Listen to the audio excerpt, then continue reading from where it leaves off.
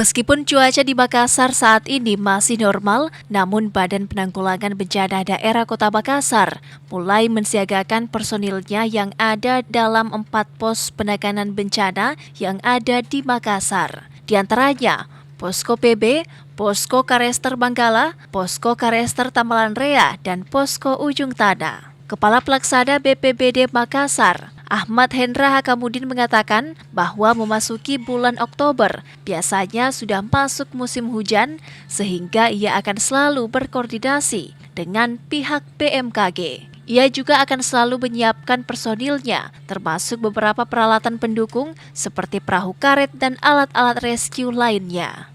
Dan kami siap dengan seluruh peralatan dan armada termasuk personil kami.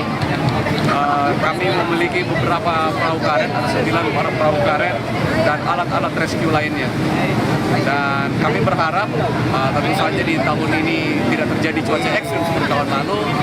Namun kami selalu siap dengan seluruh personil yang terbagi di 4 pos, baik itu di Posko PB, di Karester Manggala, Karester Tamalan Rea, dan Karester Ujung Tanah. Hendra berharap agar di tahun ini tidak terjadi cuaca ekstrim seperti tahun lalu, namun pihaknya selalu siap siaga dengan seluruh personil yang terbagi dalam 4 pos yang ada di Kota Makassar. Ical Syahrir, Fajar TV dan Fajar Radio melaporkan.